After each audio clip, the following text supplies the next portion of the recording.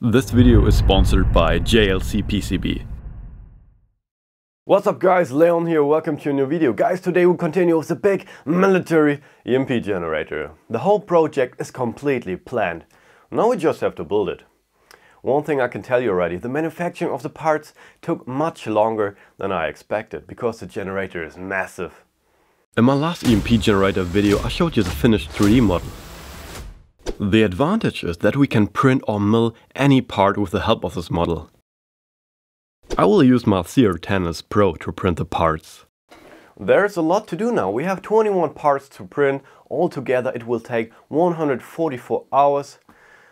So about 6 full days. Fuck. We will produce all the parts from PLA. For that I got this 2.3 kg roll matte black PLA. Unfortunately, I don't think this one will be quite enough.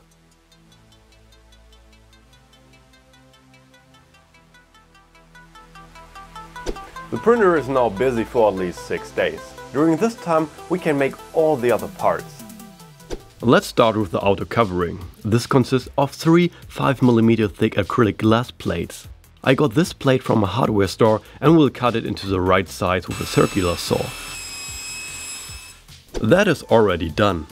As you can see, the whole model is held together by 6 tubes. These are all now cut to a length of 50 centimeters. And of course we sand the horrible lettering off. As conductors we will use pipes, 3 copper pipes. They are quite solid and can handle the high current well. However, I will cut them by hand. Looks good. By the way, the printer prints also at night. Of course, the parabolic mirror must not be missing. I will make it out of this stainless steel sphere. I mark the outline of the parabolic mirror with tape and cut it out with the angle grinder along the lines. Also, I remove the sharp edges afterwards. After sanding, I think we have to polish it again sometime.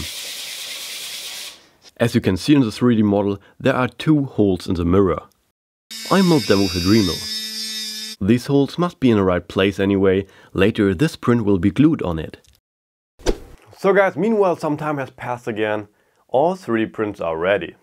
If you want to rebuild the generator for whatever reason, I uploaded all 3D printing files on Thingiverse. You can download it there, link is in the video description down below.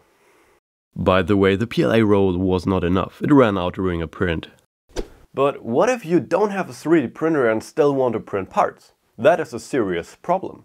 For this, I think I have the perfect solution for you. JLC PCB. At JLC PCB you can not only get your PCBs manufactured, but also your 3D models printed. All you have to do is export your model as an STL file and upload it on JLC PCB. There you can choose a suitable printing method for you. Guys, you can even print metal, but I choose black resin. The production doesn't take long and you will have your prints at home in no time.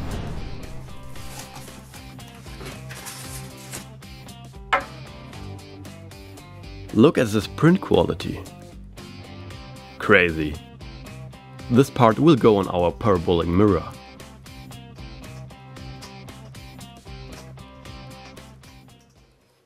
This capacitor is dangerous, really dangerous.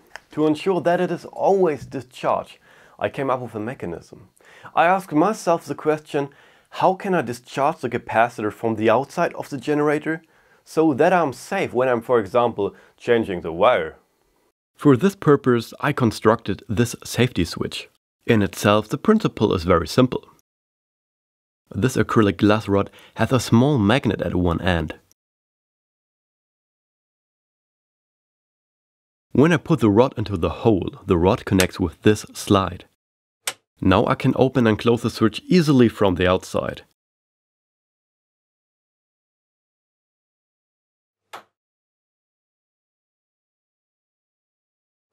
As you can see, there is a big hole in the switch module. This is where the spark gap is inserted.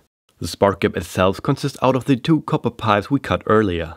To prevent corona discharges, I will solder these copper caps on the ends. Finally, the spark gap is inside this acrylic tube. There it is safe from external influences.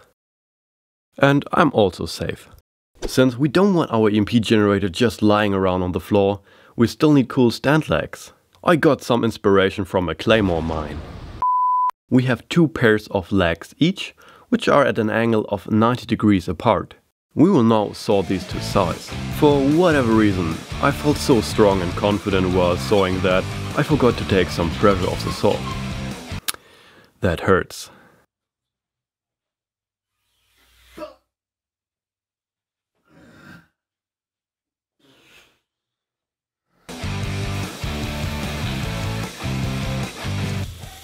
Now let's assemble the legs.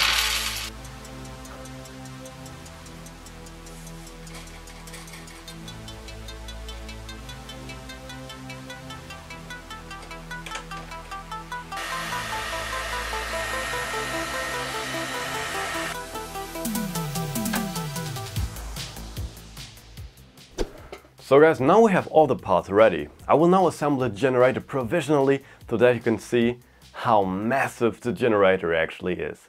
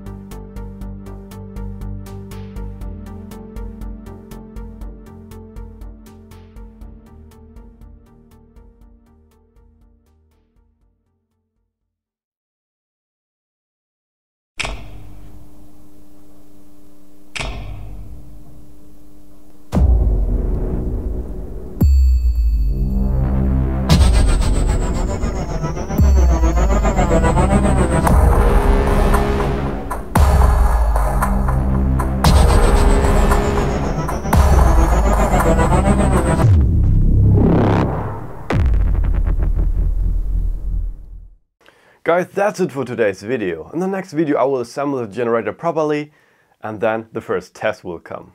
If you have a blackout in the next few weeks, you know Leon's generator is working. With that being said guys, I hope you enjoyed the video. Leave me a comment down below and then guys, we'll see us in the next video.